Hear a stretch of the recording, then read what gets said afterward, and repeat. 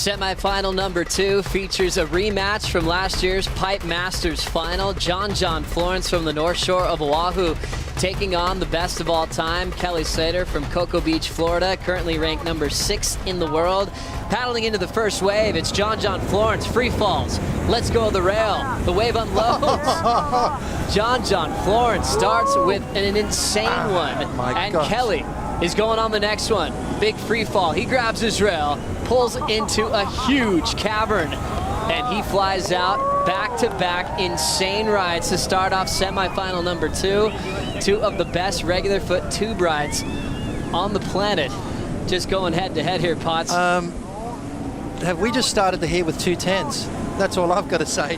Have a look at this one from John, standing tall in there, driving. You can see how when you grab that rail, you don't have that ability. John comes flying out of the end, and you can tell he doesn't claim at all. Have a look at the next one. Kelly Slater paddles in. He goes, okay, well, I know John just got a barrel. Let's see what I can do here. As Kelly bottom turns, he opts for the other option there, grabs the rail. Look how high he is on that wave, driving through that barrel and comes flying out of the end.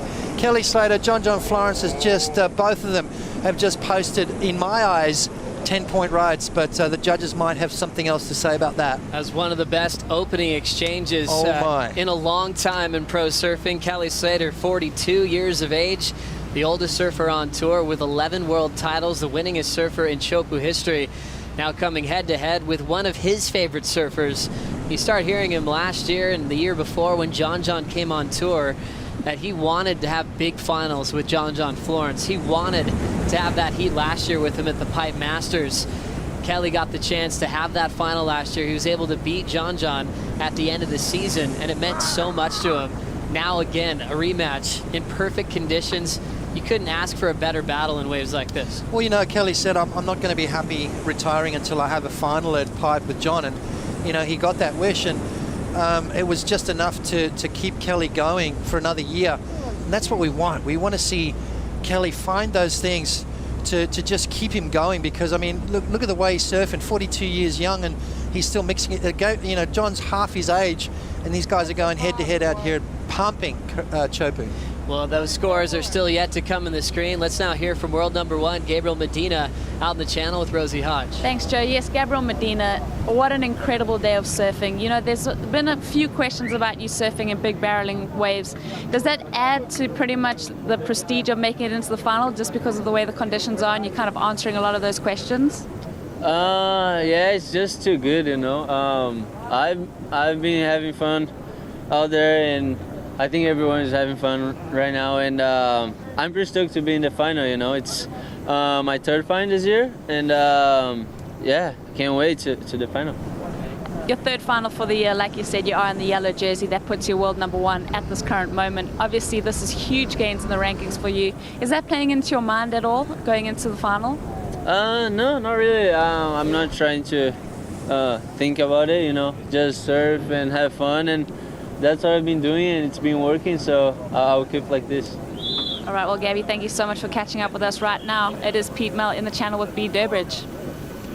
Yeah, thank you very much, Bede. Well, Bede with me here. First of all, let's talk about that heat a bit. You know, on the start of the heat, you and Gabriel were kind of going deep, you know, playing into that game a little bit, huh?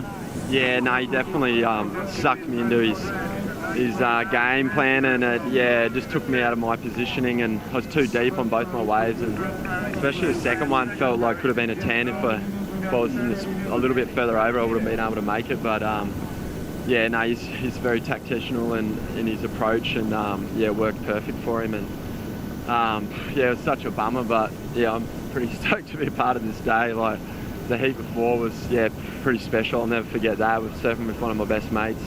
We've been surfing against each other since we were 13, so yeah, it's pretty cool. But yeah, these boys in this heat, they're next level. Those 2 first waves, wow. Yeah, their backhand barrel riding is just second to none, and yeah, only other guy you put in that mix with John and Kelly is Andy. So yeah, it's it's pretty exciting to watch sitting here in the channel, and yeah, just such a great day for ASP, and yeah, stoked to be a part of it, and yeah, no ball. Right on there. Good job, Pete. Loving this day. We're right there with you, Pete. Pete Durbridge holding his head high for one of the best performances we've seen at Chopu. Back to the replay, because John got a wave during the interview where he let go of the rail again, Potts. Again, well, let's have a look at that first exchange. We saw the replays on him. Kelly dropping a perfect 10, and when I say perfect, that means every judge gave him a 10. John, every judge, well, 3 judges gave him a 9.9, 1 gave him a 10, 1 gave him a 9.8, averaged out to a 9.90. 28.5 to go. John's just dropped another score, and that looks like it's going into the 9-point range again. Let's have a look at this wave right now as John pumping. This was wave number 1. This was the 9.90. Now, he came flying out of that. That's a John claim right there. And then Kelly right behind, falling out of the sky, grabs a rail. Look how high he gets on the face of the wave and somehow manages to come out of that one. So we are in for an unbelievable semi-final. John's just locked in a 9.10. Kelly needing a 9 to get himself back into the heat. Insane start. John Florence already with a 19-point total against Kelly Slater. Kelly with the 10. He needs a 9, as you see what the panel thought. 5 judges on. They all were quick to react with the perfect number once again here at Billabong Pro Tahiti. The perfection continues. We're still seeing sets above the 12-foot range, and that's always a modest number when they talk about the size here at Tahiti. It's backless. It's coming out of deep South Pacific and unloading on such a shallow reef. That's so much power. You could probably keep the lights on in Tahiti for about a year with one of these waves. That's exactly right, Joe. Just the amount of power that it unleashes on that reef, and that's what amazes me, how these guys can actually handle that. The body gets twisted and torn and ragdolled like in 5 different directions, and it's amazing that there's no broken limbs and torn ligaments and busted knees and stuff like that. It's just testament how strong these guys are. John, 2 9s already. Kelly Slater with a 10. And, we heard B. Durbridge say these 2 guys are the best backside tube riders, second to none. And the only one really in the same ballpark is the late, great Andy Owens. Well, we always like keeping up with the progression movement when it comes to any type of surfing. More waves on the way. First priorities with Kelly. He needs a 9 to take the lead. Glides in. Beautiful stall in the pit. The wave unloads and Kelly comes out. Looking for a 9-point ride to take the lead off of John Florence. A fair answer back. Clean ocean surface on the face. A clean read and maxed out the tube time, Potts. Well, you see that little bit of onshore breeze that we were experiencing through the day? That is gone now.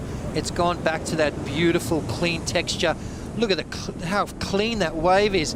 Kelly just driving up into the barrel, nice and deep again, and just comes flying out after the spit right there. That thing threw up twice. So Kelly Slater super deep on that one, and looking for a 9.0 to take the lead from John. Have a look at this one right now. Perfect positioning from Kelly, about as deep as you could possibly get here at Chopu on that wave, especially as he comes out. And now still 25.5 remaining, starting with near perfect scores for Florence, a 9.9 and then a 9.10. Kelly already had a 10.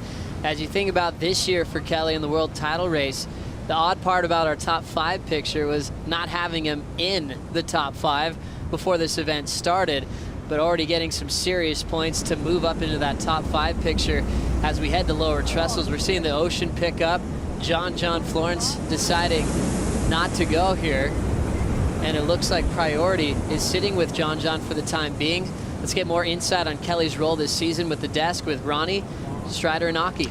Well, the only thing keeping Kelly from right up the top end of the ratings at this stage, Joe, is the fact that he hasn't made a final. He's got his work cut out in this heat, despite opening up with a 10-point ride.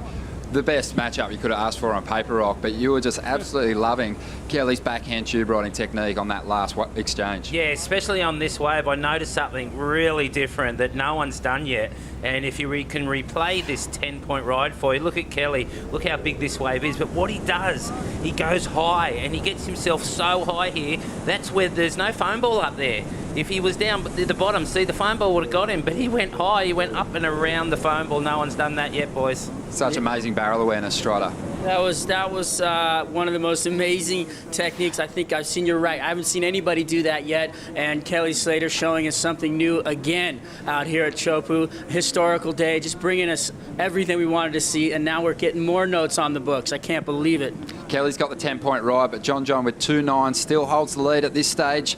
Boys, this could be one of the greatest heats of all time. Kelly shaping up for perhaps a perfect heat already.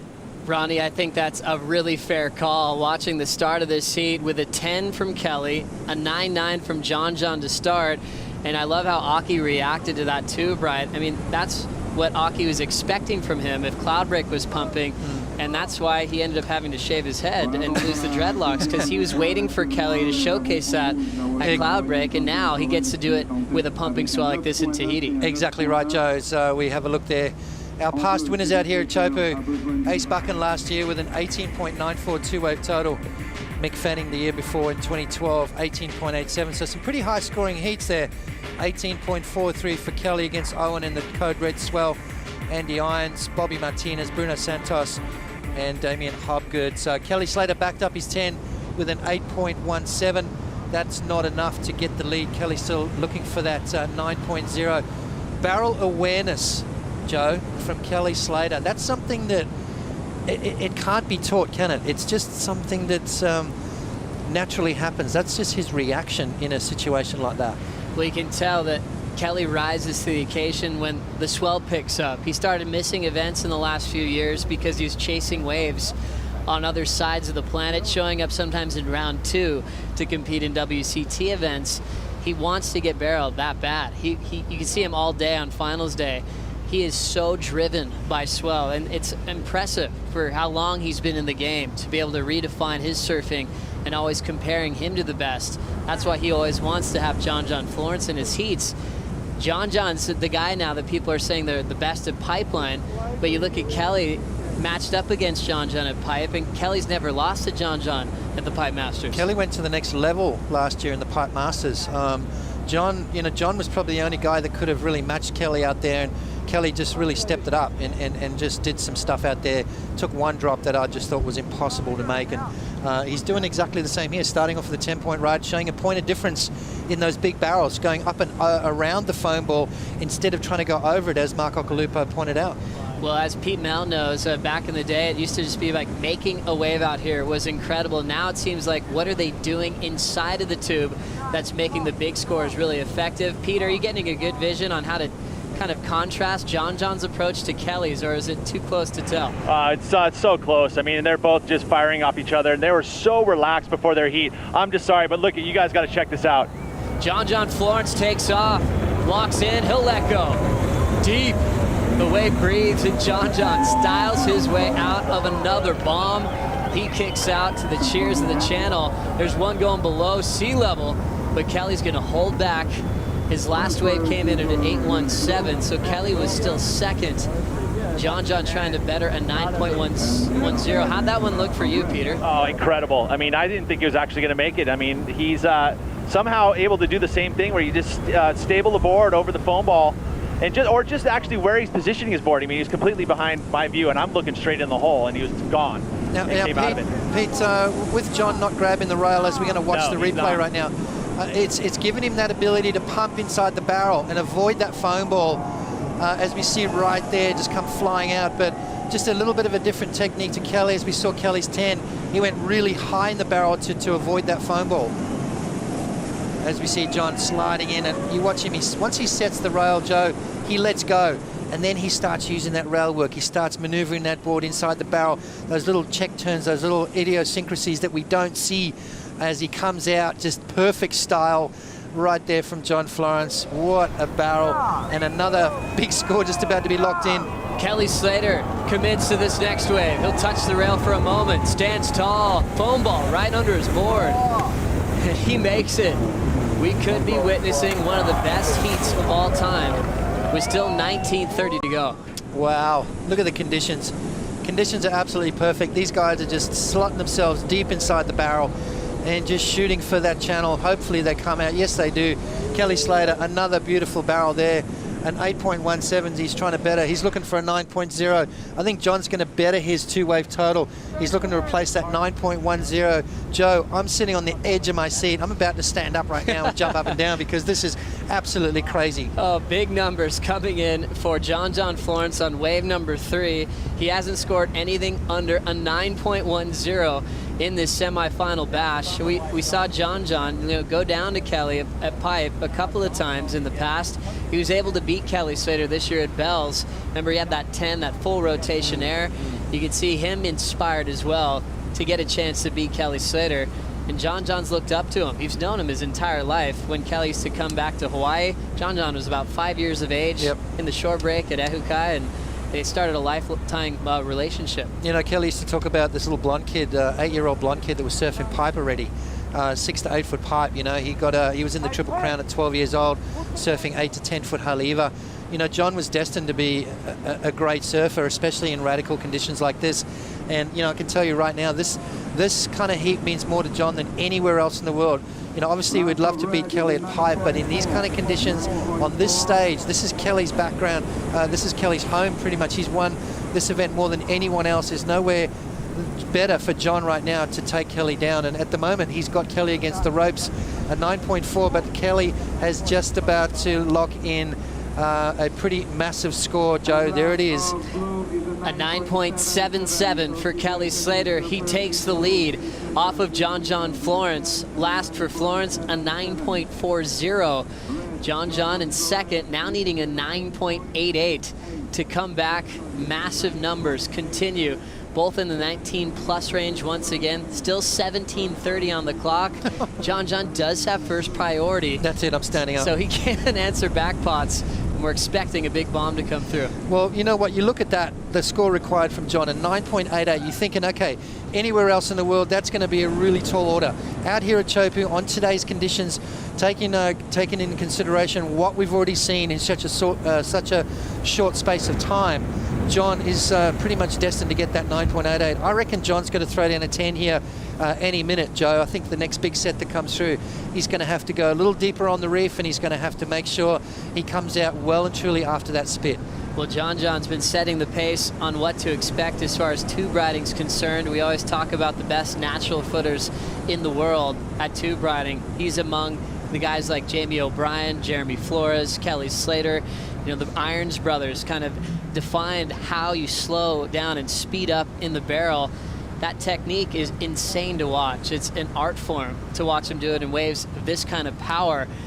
How would you explain what Kelly's doing when he's slowing down in a pit like this? Well, like I said, I mean, what Kelly did on that 10-point ride is not something you can teach anyone. You know, that's something you're either born with or you're just never going to get it. You know, that's barrel awareness. That's just the ability to know exactly what to do at that point in time. And, you know, things are happening so quick. And, you know, Kelly said you've got to take those slow breaths. You know, you've got to calm yourself down and allow yourself to think slowly through those kind of situations. You know, it's really hard to explain. You know, obviously there's a technique that these guys use. You drag half your body in the wave, slow yourself down, and then you use your arm in the wave to sort of guide you through it. But in saying that what Kelly's doing out here today is something that most surfers on the planet will never, ever, ever get. Well, now with 15:40 to go, Potts, you've been loving the kickouts throughout this entire event from round one all the way to finals day. We've seen claims in the past, and it's a big topic of conversation when you come to Chopu. How do you think it affects the panel that are watching the tube ride and then the kick out and then the claims throwing hands above their head? How does that affect the score? Well, you know, I like the flyaway kick out. I used to do that when I was a kid. I think so far John's winning in my eyes, and he came out and he sort of motioned like he was walking on water, which he can pretty much do. But, you know, it's an interesting part of the wave, and I think, you know, to really show the judges that you're in control of that whole ride, I like the fact that you kick out with control. You know, these guys have all been doing that. John, very rarely does he spin out on his kick outs. Same with Kelly Slater. He makes sure he just trims out of the wave, and what that does is it gives him speed to then get back on his board and get out as quick as possible. You know, the guys that have been spinning out, you know, we saw Brett Simpson go over the falls. We saw Beard Durbridge skip like a rock at the end of his wave and get picked up and slammed. So, you know, you've got to be kind of graceful in that exit as well. As we have 14:30 to go, John needs a 9.88 to come back against Kelly Slater. We'll find out if he does.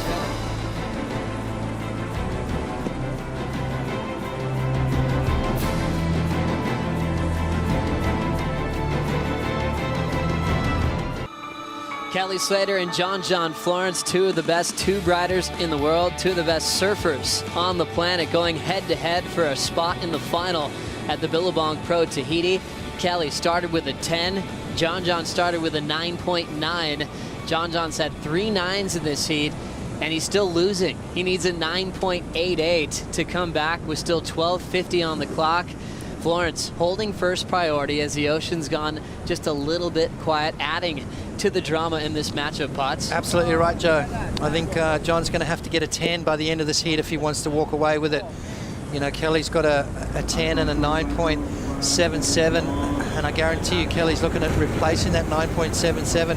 Why? Because he's got John Florence in his heat. He knows what John's capable of doing. John's been posting 10s through this entire event, so Kelly's got to really, surf a really smart back part of this heat. As we see the inside West Bowl unloading, and John and Kelly know exactly what they're waiting for. He talked about those early starts for John back at the Triple Crown at about 12 years of age. That's when he was making his first trip to Chopu to surf this wave as just a grommet. It's been a familiar routine for him. No wonder he's one of the best tube riders in the world, Potts. Yeah, well, you don't need to do that when you go to places like Brazil or Snapper or Bells. Those are waves that you kind of get used to, and they sort of manhandle those kind of waves. But, Cloudbreak, Chopu, Pipeline, those are the kind of waves of consequence, waves that will take a fair number of years to get used to. So John's done that at an early age, and you can really tell because he's looked ultra comfortable from the get-go here in this event. Well, Kelly Slater is undefeated in the quarterfinals out here in Tahiti history. When it comes to the semifinals, he's made the semis 8 times with 5 wins. The last time he didn't win a semifinal was against Andy Irons back in 2010. Potts, that was one of the greatest rivalries in professional surfing history. Must have been pretty fun for you to watch that one go down. Absolutely. I mean, I've experienced that many heats with these two guys going head-to-head. Pipe Masters, I saw them go hammer and tong in Japan, and just two amazing athletes. And it took Andy Irons to bring Kelly back on tour, and Kelly's got to thank Andy for those extra world titles that he's got, because hadn't it been for someone like Andy Irons, Kelly probably would have given it away. It was kind of rare to see anyone with Kelly's number because it was unheard of when Kelly took a brief hiatus back in 99, 2000, and 2001. A guy named Andy came around and won 3 consecutive world titles, became one of the most successful pro surfers in such a short time, and it wasn't always easy for Andy. He came on tour, fell off, had to re-qualify, and he had this new presence about him on tour. He's very intimidating, not only in the free surfs out here, but whenever this place came to life in competition. The thing with Andy is, he was a complete package from big gnarly waves. I mean, he was, pulling into the barrel in the shore break at Waimea Bay. Pipeline, he had wide. He surfed that place like a beach break. Then you take him to the beaches in France, where he was, one of the most winningest surfers in the southwest of France, all the way through to Australia. I mean, the guy was just amazing in all types of conditions, and that's what, that's what Kelly found hard to deal with, was the fact that he wasn't just this guy that performed good in certain waves. He performed good in everything, and that really is a challenge to try and beat. A massive challenge on paper also for these guys to outdo each other. When you look at their numbers from round 3, John and Kelly have a lot in common, comboing their competitors from round 3 to round 4 to the quarterfinals, and now they're matched up together. It's hard to combo each other. John's keeping his name in the game. He just needs a 9.88, Potts. Yeah, he just needs a 9.88, that's all. I mean, that's nothing for John, and that's why Kelly's sort of, he's not taking a deep breath right now. He's got to make sure he keeps on his game. He's got to make sure he tries to replace that 9.77. That's what he's got to do. That's in the back of Kelly's mind. Kelly's thinking, I need a perfect heat to try and win this heat against John. It's 8:50 to go here, Potts. Kelly Slater, we know how close he is in the world title race. John Florence, little outside the top 10 picture, which was a surprise as we look at the career of John last year. Top 10 in the world. Best result, just 1 win in his career in Rio de Janeiro over Joel Parkinson. 4 years on tour, averaging results just outside the top 10. His average is solid when it comes to heat wins, over 50% with 117 heats surfed so far. We remember when Yaden Nickel was hurt and he came up on the midseason rotation. We compare that to the career of Kelly Slater.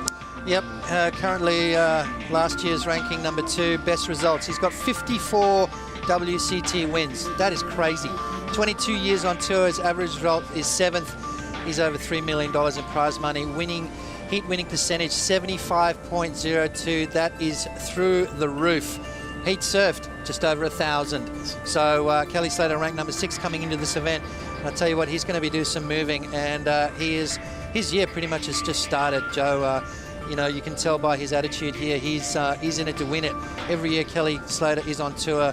There's no doubt in his mind that he's going to be there at the end of the year. Big congratulations for Kelly Slater passing the 1,000 heat mark at the Billabong Pro Tahiti. Heats he'll probably never forget to make it extra special. Kelly's quite a numbers guy. I reckon he remembers every single one of those heats too. Guaranteed. You could ask him about, you know, his first heats back in the early 90s against some of the legends that came before. Ask him about a heat at the Life's Beach Pro in 1990 in California. I bet he remembers that one. That heavy one to go down. 7 on the clock. John still needs a 988. For more insight, we'll check in with Ronnie, Strider, and Aki. Thanks, Joe. Kelly Slater, as you said, amazing results he's had in the past. He's chasing his 57th World Tour victory. Incredible stuff. But what's really blowing my mind at the moment is Kelly is now surfing in his 4th 19-plus heat in a row. He's already put together an amazing heat score combination, as has John Florence, the 2 highest scoring surfers in the draw. On paper, an amazing matchup. And from the very first set wave, it blew our minds. It blew our minds. The best heat I've ever seen. It has to be. Like, it just culminated in this. You know, they had to meet, unfortunately, before the final, but Strider, it's the best surfing I've ever seen at Chopu, the best surfing I've ever seen anywhere. Well, we heard Kelly talking about it in his post-heat interview. He was going to have to go out there and get, you know, a 19-plus total, and he's got that on the board right now. But John, you know he's got a 10 in him. He's just sitting out there waiting for it. He's got priority. I mean, this thing is not over, and it's far from over. It's like the best thing I've ever seen. And we're like little kids over here watching it. We're so excited. It's really cool. We thought we were going to see these two just go at it in the final of the Pipe Masters last year. It ended up being a bit of a one-sided battle. This one, however, has just played out beautifully. A lot of big set waves. Love to see another flurry in the final 5.5 minutes of this heat, boys. Thanks a lot, Ron, Aki, and Strider. The amazing heat. We're already starting to call this maybe the best event ever, with Aki confirming what Kelly said earlier in the channel, but maybe one of the best starts ever with Kelly versus John. You put 2 of the best in the world out in conditions like this, they're going to throw you near perfect scores. And with John needing a 988, it doesn't feel like that big of a task with conditions like this. Yeah, you know, absolutely right. I mean, anyone else you kind of go, okay, it could be over, but with John, you know he's got a 10 in him, as Ronnie said. But I tell you what, let's give these guys another half an hour. I mean, come on, let's extend this heat. Let's have a look at the recap, though, Joe. So far, there's been fireworks from the get-go, and this was the opening wave. John took off on wave number 1. I thought that was going to be a 10. It came close at a 9.90. John made it quite clear that he was not going to lie down for Kelly. Kelly right behind him, though. How was this? Trimmed really high up and around. The foam ball came flying out. Locked in a perfect 10 on wave number 1. All 5 judges gave that a 10. John came back. He hasn't scored anything under 9 points so far in this heat. Joe, it's been fireworks from the get-go. Styling his way out of the tube, the Hawaiian John Florence putting together a super heat, but Kelly keeps answering back. A 9.77 on his last wave puts John in that 2nd spot. Each tube ride is just a little bit different for Kelly Slater and where he's taking off and what he's doing in the barrel, but the one thing that stays consistent is his excitement level to compete in perfection. 4 minutes to go for John to try to make a comeback. Yeah, I wish there was 40 more minutes in this heat. It's just amazing to watch, and as Strider said, we're all like kids, you know, in a candy store watching these two guys go battle, you know, head to head in you know, epic conditions here. It's been such a good day of surfing, and we're not finished yet. We've still got the finals to come, and whoever makes it through this heat, at the moment Kelly's hanging on to that lead, is going to come up against our world #1, Gabriel Medina, and that is going to be a great heat as well. A big matchup. Medina standing by. It's either going to be a guy in his generation with John Florence or the best surfer of all time, Kelly Slater. 320 will tell if another set will come through for John to make this comeback. Perfection like this. Remember back in the day, Kelly and Shane Dorian were sitting together trying to think of a series called Versus because they loved competing against each other. They wanted to do strike missions and just maximize swell windows and just see who could outperform each other in perfect waves. See how hard it is to score swell like this when you have an event window on tour. You can start to see, realizing how much we're scoring right now with waves this big, with buttery bathtub conditions, as we've been calling it on finals day. Yeah, you know, normally when you have events like this, you get 1 or 2 days maybe through the period where, you know, it's epic. I mean, this thing started off with a bang. We had incredible conditions in round 1. Round 2 was unbelievable. And we reconvened yesterday in sort of growing swell. Started off buttery, perfect conditions in the morning, and then just started getting bigger and better through the day. And then this morning we rocked up to 6 to 8 foot with 10 foot, 12 foot sets coming through, the occasional 15 footer that no one wanted. So, you know, to finish on a day like today is just phenomenal. Semi-finals action and 10-point rides getting thrown down by the world's best surfers. Courageous performances from all the guys. You know, these guys have been getting hammered. Owen Wright just really thrown the gauntlet down to Kelly. Unfortunately, you know, not taking that one. So incredible day of surfing. Thunder still in the lineup with 2 minutes on the clock. Time ticking away for John Florence, but he does have priority, and it only takes one bomb to make the difference against Kelly Slater. Mini rivalry between these two, trying to decide who's the undisputed best tube rider in the world. If you could dream up a heat, you'd say, I want to see Kelly and John at 10-foot Chopu going head-to-head. We're seeing it right now. Still a minute 30 on the clock. We are seeing it right now. You know, back in the old system, top 3 rides, you know, John's got 3 nines. Kelly's got a 10, an 8, and a 9.77. So even in the 3 best 3 rides, we're still looking at a very tight heat. So, you know, John obviously needing that 9.88, which is a huge score, but in conditions like today, that's one roll of the dice. He's got it. Time is ticking away. Can't really see too much at the moment coming through. He's looking for one wave, and time is the enemy right now for John. There's a mystical look on the lineup right now as the ocean looks a bit gray. A little more cloud cover out the back over the lineup at Chopu. We've had a serious lull on a massive day, and now the horizon jumps. John Florence needs a 9.88. He locks in. Let's go of the rail. Still sliding, and he'll pop out the other end. After a serious wait. Wow. The wave he was waiting for came through. Wow. And it was a one-wave set too. Now with 30 seconds to go, if John has got that 9.88, Kelly's going to need a score. He's 20 seconds remaining, so it's in the judges' hands right now. Did John get it? Let's have a look at the replay here. He takes off late, as usual, grabs that rail, pulls straight up, and then stands tall in the barrel. He's gone, he's disappeared. It starts to unload on the reef again. John powering through that section. That was maybe a little bit longer than his other ones, Joe. Let's have a look again from a different angle. As he slides into the barrel, he lets go of the rail, grabs it again. Now that's a critical wave. If John let go of the, re-grabbed the rail, I beg your pardon, and comes out flying, he looks at the judges saying, okay, a 9.88 required. Is that going to be enough? Well, we've run out of time in this second semifinal. John Florence has taken 4 waves. Kelly's taken 3. They were battling on every single set exchange. There was nothing left out the back for Kelly to answer back. He's still smiling. He has a 19.77 total. Can John get a number to move into the final for the first time this season? It's up to the panel as they look at the video replay. Wow. Well, I'll tell you what, if Kelly loses with a 10 and a 9.77, that is going to be for the record books as well.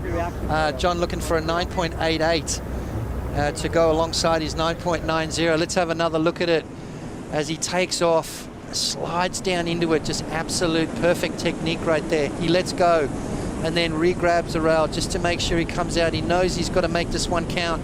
He needs a big score, trying to maximize the time, then let's go again and gets that bonus section. That was a long barrel in the scheme of things compared to his 9.4. That's what the judges are going to be doing. They'll be gauging it between Kelly's 9.77 as well. Look at that, nice and deep, disappeared. He was completely gone for quite a period of time. Look at that thing, regurgitating, unloading on the reef, and John comes flying out of the end. So perfect technique there from John Florence, perfect timing, perfect positioning. And I tell you what, with only seconds remaining on the clock. So was it a buzzer beater, Joe? A huge moment for all John Florence fans out there as he prepares to have a chat with Peter Mel in just a moment, but they're anticipating the numbers to come through. They're, you know, the whole Florence camp are saying you got the score, no doubt about it. Everyone in Kelly's camp is probably going the other way. It's that tight right now. We're comparing perfection with tube riders, two of the best in the world.